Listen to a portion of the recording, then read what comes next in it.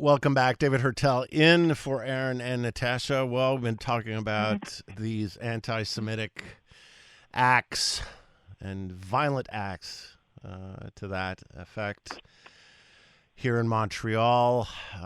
We've been having to deal with Molotov cocktails being thrown at synagogues. And yes, of course, two Jewish schools riddled with bullets.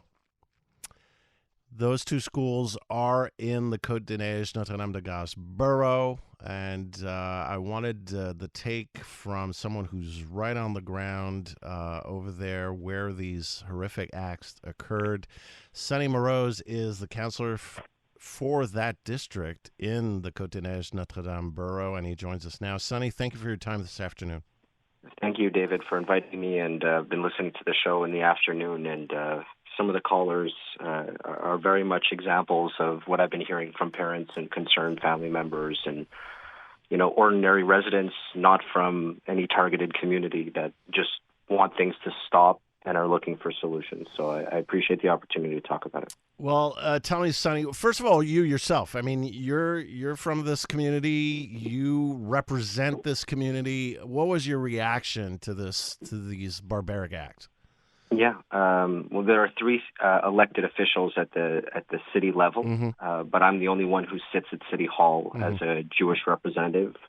So sometimes responsibilities do fall on me to make sure to kind of bridge the gap in understanding, maybe on a community level.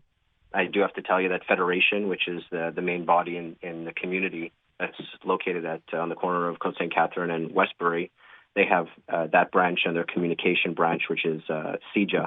And they've been doing an incredible job of keeping community members updated, making sure they have someone to call at all times to report things and really get them the information they need.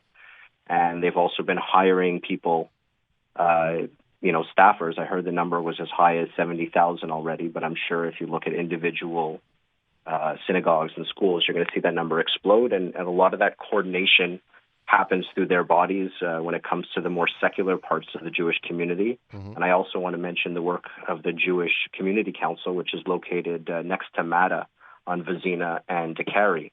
And they often deal with more of the religious parts of the community, and they've been doing a fantastic job for the past month. I think the head of the organization, his father passed away, I think the day of the attacks on October 7th. So you have to sometimes put yourself in other people's shoes to understand that you're not going through the worst of it personally. And as a representative, I really take the time to listen to as many people as possible, because often people are going through things and they need a reference point. They need to understand what can be done. And I'm happy to be reachable for everybody and continue doing whatever I can in order to try to, make people feel positive about what happens tomorrow. So since yesterday, the whole political class has been reacting to this incident and the others that have been going on, especially during the last week.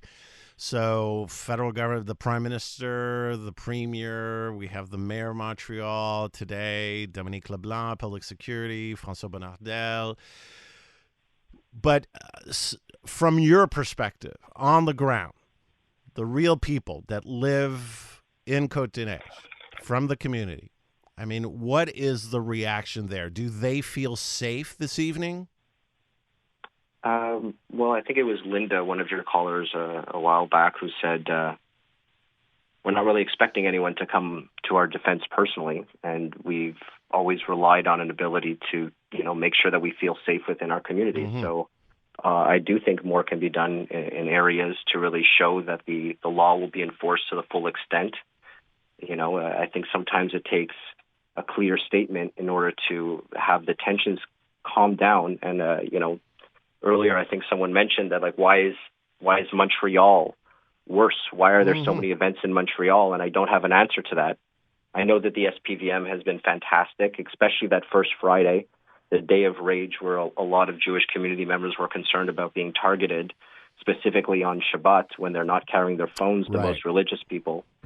And the police were fantastic. They were really good at making sure that every institution, if they needed to, sent in their drop-off and pick-up times, and they assured that they had a presence at those times. And, that's a lot to ask for an operation in short notice, and it was done extremely well. And I have to thank the new PDQ commander of our station in Côte-des-Neiges. We have the largest station in Quebec, and it's now being managed by Stéphane Rodolphe, who's been doing a fantastic job. Even though he only started 6 weeks ago, he has enough experience to really be up to the task. And as an elected official at the municipal level, to be able to reach out to the local police and them to always be responsive to the needs of a community that feels vulnerable. I mean, it says it all, and it means a lot. And I wish that they had more resources to really, do more with it. And one of the things that in talking with people and hearing out their complaints and their needs, I revisited the need to,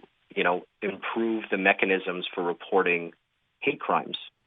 It's one of the things that I've been doing for over a year. We introduced a motion at City Hall.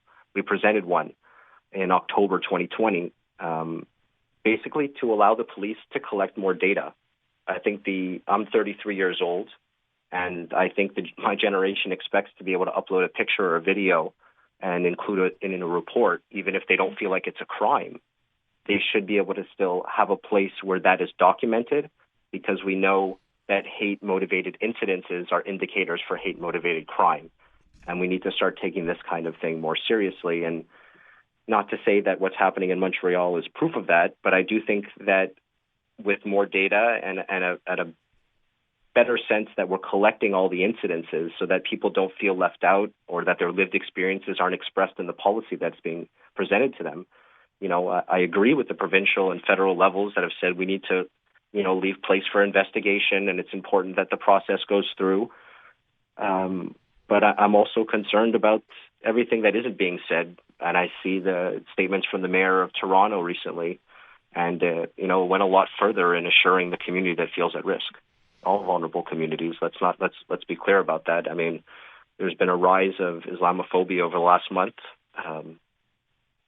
The SPDM just came out with some raw data about hate crimes towards communities, and there have been 25 against the Muslim community in the last month and 73 against the Jewish community.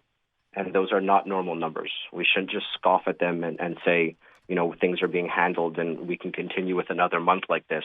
I don't think vulnerable communities in Montreal and in Quebec can sustain this much tension for much longer. It's distressing, and I'm hoping that calmer heads and the better natures of ourselves to kind of take over. But it hasn't happened yet, and it's been a very troubling week. But I really appreciate the opportunity just to kind of talk about my experience, and I hope it hasn't come across too negative. People do incredible things. I have to tell you a story about the Friday when there was the Day of Rage, that first Friday. The Jewish community members who were afraid to walk around without their cell phones coming back from synagogue. The Filipino community, they're an organization called the Knights of Rizal. It's an honorary organization within the Philippines. And members of that community, husbands and wives, sat on corners in their cars when they knew that the Jewish community would be walking home without their cell phones, just in case something happened, so that someone could be reached right away.